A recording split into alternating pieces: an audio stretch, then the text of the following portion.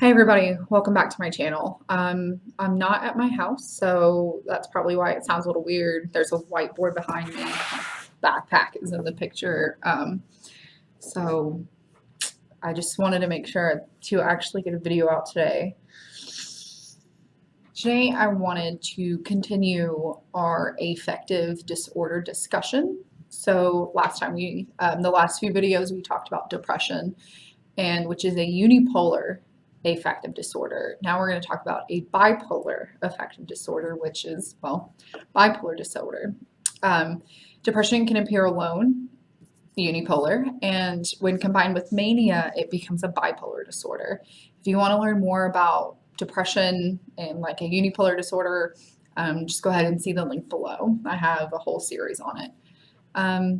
Bipolar disorder has episodes of depression and mania. They typically alternate, and sometimes there are cases where mania occurs without depression, but it's not very common. The depression part of bipolar disorder typically follows the rules of depression without mania: hopelessness, inability to enjoy life, decrease in interest in hobbies, activities, low sex drive, etc., etc. I'm not going to go into it because I've already done those videos. So once again, if you want to check those out, please do.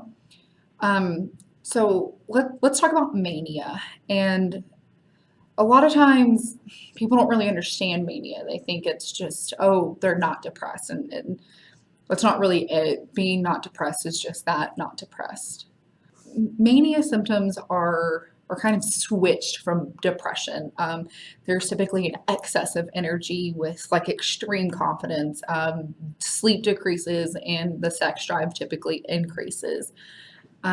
The over-top confidence that is associated with mania typically leads to impulsiveness, and sometimes even reckless behavior. So somebody may just like go buy a car out of nowhere that they can't afford because they're in their manic phase and they think that that's an awesome idea. Oftentimes drug abuse is a factor in manic phases.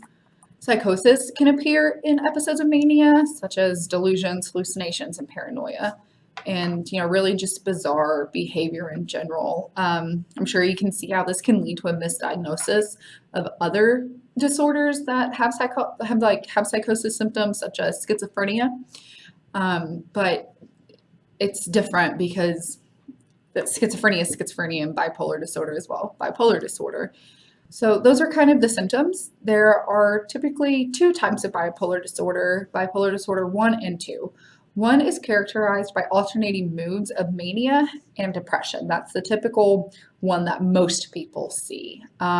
Sometimes there are periods of normal, whatever normal is, behavior that break up these cycles, but sometimes there's not. Due to its extreme manic phase, bipolar disorder 1 is often referred to as manic depressive disorder. Bipolar 2 is different from bipolar 1 in the sense that the manic phase is considered hypomania, which means that the manic phase really just isn't severe as with bipolar 1. There's another form of bipolar disorder. It's called cyclothymic disorder. This is basically the bipolar disorder on a less severe scale. You can compare it to the dysthymic disorder, which we talked about in depression, which is a less severe form of depression. Bipolar disorder can occur on a day, week, or even month time frame. People who are in a manic phase do really reckless things, like I said earlier, buying a new sports car they can't afford. And eventually these decisions catch up to them, and when they enter their depressive phase can feel much more overwhelmed than a typical depressed person due to the added stress of their manic decisions. One thing that I really want to focus on this video and just really drive home is what bipolar disorder is not. It is not mood swings. It is not somebody being fine and then all of a sudden angry because something inconvenienced them. Mood swings and bipolar disorder are not the same thing. You take away from the actual struggle and the hardship that bipolar disorder patients feel when you say, oh, she's just being bipolar. Okay, you can't just be bipolar for a little while. You are bipolar or you are not. And going from neutral moods to angry, like, it's just not bipolar. Like, it's what, like, one of my biggest pet peeves is people using mental disorders incorrectly, saying like, oh, I'm so OCD. Like, no, you're not, because you're clearly not affected. The thing with mental disorders, as you know from my previous videos, that they make your life difficult.